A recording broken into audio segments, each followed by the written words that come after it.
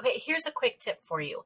If you're in the 2013 copyright, you will not have personal math trainer, but 2015, 2018 all have the personal math trainer.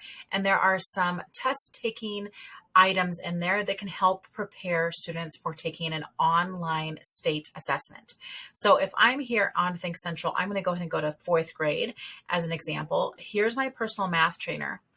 And first of all, we know that the personal math trainer has activities for every single lesson in math expressions. There's a lesson in the personal math trainer. The quick quizzes, the unit tests can all be taken via the personal math trainer. Now, I don't love giving assessments on it as the assessment. I still feel like I want a paper pencil assessment. For my own grading purposes, I get more information. They do better when they're showing their work. All of those things, I feel like it's a better experience.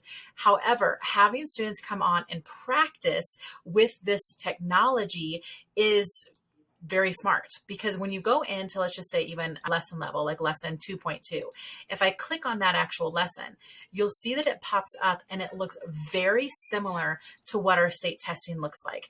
It's drag and drop, fill in multiple blanks. You can see that here's another story problem. So the format is very, very similar. You're going to oftentimes see like little cards here and they have to drag and drop them up, multiple choice. So the way that we have students interact with our state assessments, the personal math trainer is set up very, very similarly. So even if they just do, in their may do work, so I'm doing my normal class, and maybe I have win time or an additional small group time where students have to be independent, one of my activities I may have them do is that same day's lesson or that lesson from a unit ago or 2 units ago, go back and revisit those assessments or these activities so that not only are they spiral reviewing, but they're interacting with the content in a very formal state testing way. This is when I would have them have that piece of paper folded in multiple pieces so that now they have lots of squares where they can number it, let's say 1 through 15, and every square gets their work. So for example, when they're completing this problem, they have to actually show their work in one of those squares of that working paper so that I can see where their mistakes are, and they get used to having to show their work even though it's on a screen. Because we all know once it gets to a screen, kids act like they can do mental math, and they don't normally do mental math, some of these activities, but all of a sudden they start doing that.